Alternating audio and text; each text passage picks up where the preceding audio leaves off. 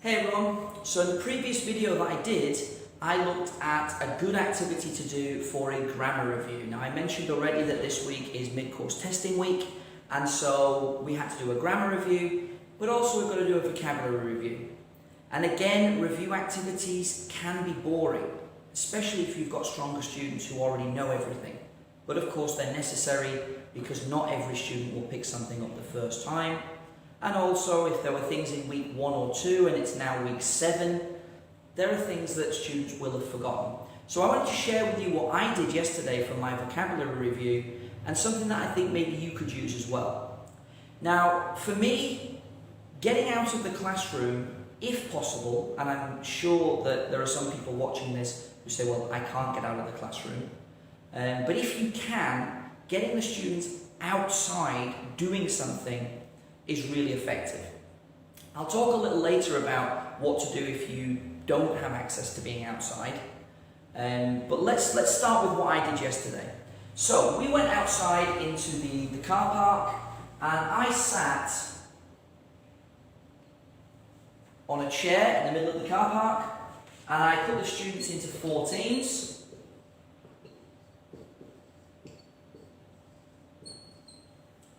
And anybody who knows me knows that I don't like teachers' books. I find that they spoon feed, that they stifle creativity. I'm not a fan.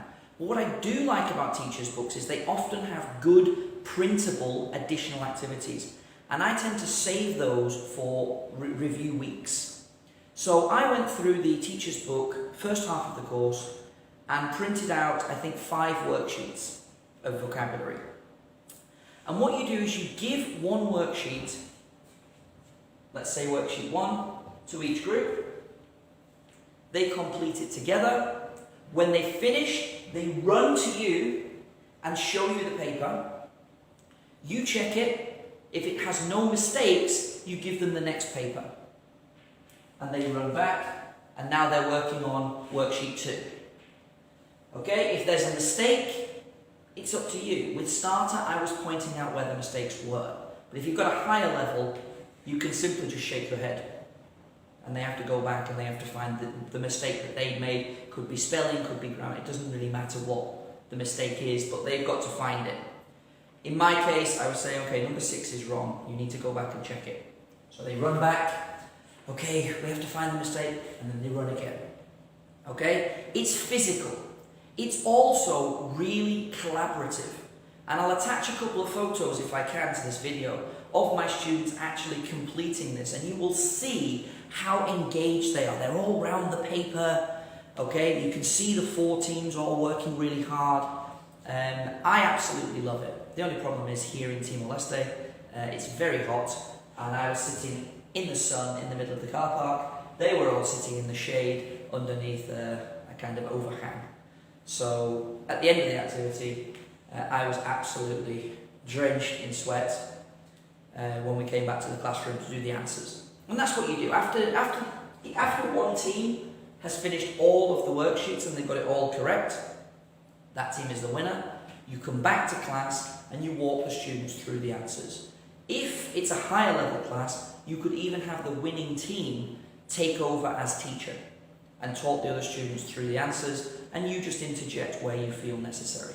Again, I've got Starter, so I'm scaffolding a lot when I'm giving them feedback and showing them the answers.